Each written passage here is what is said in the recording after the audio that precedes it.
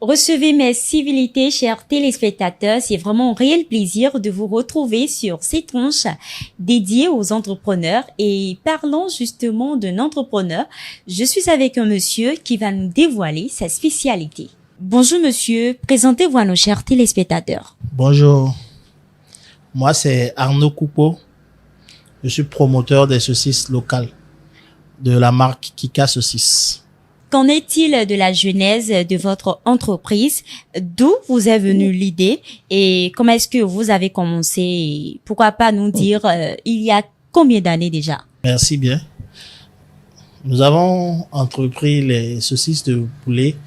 Ça fait bientôt 3 ans. 3 ans ou un peu plus. Bon, l'idée nous est venue du fait que on était éleveurs à la base. Mais on a compris que produire sans pouvoir transformer, ça ne donne pas trop de rentabilité. Donc nous avons commencé par réfléchir sur la question de la transformation. Et c'est là l'idée de saucisse nous est venue. Mais les gens se disent souvent, mais pourquoi nos saucisses sont blanches? C'est parce que elles proviennent de notre ferme. Après la production des volailles, nous les abattons et nous transformons la chair en saucisse. En parlant de transformation, comment est-ce que cela se fait, la transformation des saucisses chez vous? La transformation des saucisses, c'est un processus un peu long, avec des équipements que nous avons. On fait l'abattage généralement à la ferme. On fait des ossages, le broyage. Il y a un processus de préconditionnement, après un processus de conditionnement final, avant la mise en marché. Donc c'est un peu ça. Comment est-ce que vous pouvez convaincre les Béninois que c'est vraiment des saucisses de qualité? Déjà, l'aspect de la saucisse, c'est une couleur blanche. Et tout Béninois qui cuit la viande, la chair de volaille aujourd'hui, nous disons que c'est de la viande blanche. La couleur est blanche. Donc déjà, il n'y a plus de doute sur la qualité de la saucisse. C'est issu de la chair de volaille. Je vais dire 99,99%. C'est une manière de manger de la viande de poulet autrement. Aujourd'hui, quelles sont vos expériences dans le domaine de la transformation des saucisses avec de la volaille? Sinon, je suppose que c'est de la volaille. Aujourd'hui, c'est que, bon, c'est vrai que nous sommes un peu limités dans notre offre parce que les coûts de production au niveau des producteurs ne sont pas encore tellement maîtrisés. Si bien que nous, quand notre stock de chair finit, pour nous approvisionner, c'est un peu difficile.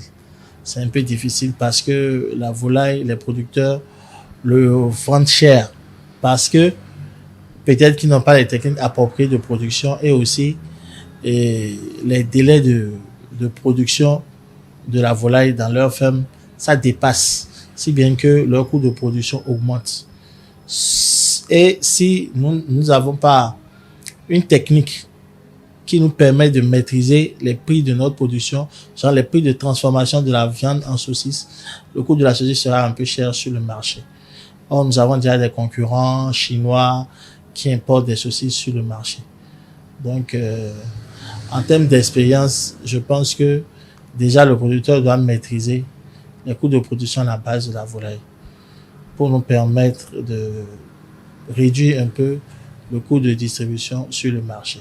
Dites-nous un mot à l'endroit de ces jeunes téléspectateurs qui sont en train de nous suivre et qui aimeraient bien entreprendre comme vous. Je dirais à ces jeunes téléspectateurs qui nous suivent et qui ont envie d'entreprendre, que l'entrepreneuriat n'est pas facile. Dans l'entrepreneuriat, il faut accepter échouer et à chaque fois essayer de se relever. Parce que il n'y a pas de... C'est pas les diplômes. Les diplômes nous aident au fait dans l'entrepreneuriat.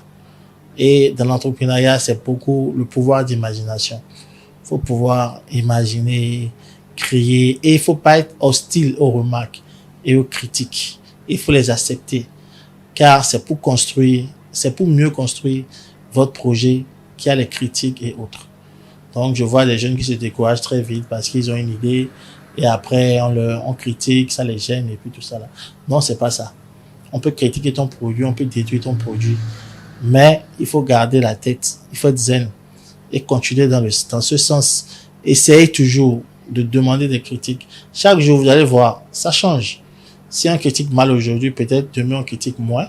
Et au final, ceux qui ont critiqué vont apprécier. Et c'est mon cas. Si les choses sont sorties aujourd'hui, c'est passé aujourd'hui, il y a des gens qui me félicitent et qui m'encouragent. Mais au début, c'était pas ça. Mes amis, les proches que je connais, c'est eux qui ont commencé par critiquer d'abord. Ça m'a découragé, mais certes, je me dis, c'est un bon produit. J'ai essayé ailleurs, les gens ont apprécié. Des gens qui ne me connaissent pas et qui ont peut-être même plus de valeur que ceux qui ont dénigré le produit hier. Vous voyez, donc c'est grâce à ceux-là aujourd'hui que je suis là. Mais ça continue toujours. Je sais, quand moi je vends mes saucisses dans un supermarché ou quelque part, je veille toujours, je retourne toujours pour demander quelles sont vos impressions. Est-ce que vous avez aimé le produit? Et c'est toujours, et c'est ça qui me permet d'être encore dans la course de l'entrepreneuriat aujourd'hui. Vous l'avez entendu, il a dit tout à l'heure, acceptez les critiques pour pouvoir vous corriger. Les saucisses que nous avons ici à base de volaille, ce sont des saucisses de qualité. Alors, je vous encourage à en prendre comme mon ami et moi qui sommes ici. Approchez, regardez, approchez, regardez, approchez, regardez, approchez, regardez. Nous sommes ici à la fin de cette séquence d'entrepreneuriat. Merci de nous avoir suivis et à très prochainement pour un autre numéro.